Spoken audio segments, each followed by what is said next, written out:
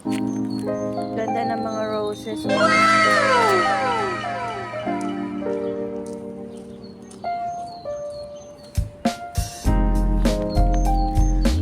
Mga roses. Uy. Pagyan sila.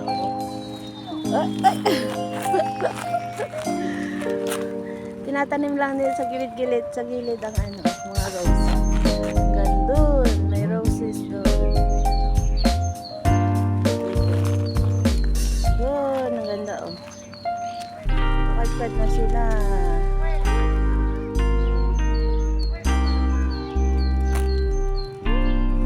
May mga pa oh. Bukadkad pa to. Ang ganda ito pag nagbukadkad lahat. Bubot pa to, bubot. Sige ba?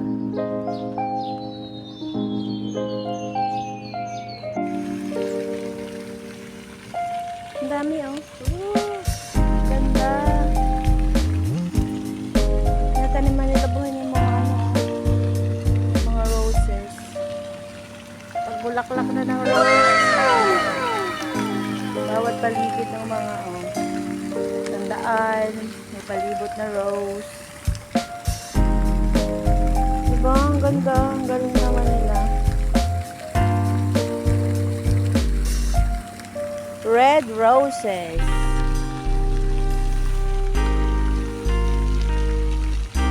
Red na red. Nakakatawa. Ang dami oh. Pati dun. Wow! Ang ganda naman dito oh. Tama dun. Lahat ng mga gilid nila. Doon pa, ang ganda dun oh. Kaya ganito yung garden mo no, sa labas bahay. Ito oh, Plaza Panang. Ito. Malalaki na oh.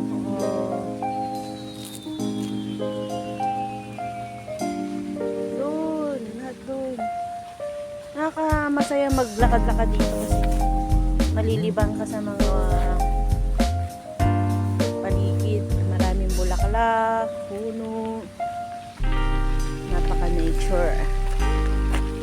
No, Olivia? Yes, Olivia? Ito. Kung pwede lang pumitas. Naku. Pipitas na talaga ako dyan. Pwede kaya pumitas, Olivia? Sana pwede. Hindi tayo mapulis. Ganda, ang dami oh. Ang mahal kaya niya sa 5 euro ang isang bulaklak. Dito ang dami. Sarap sanang pumitas oh.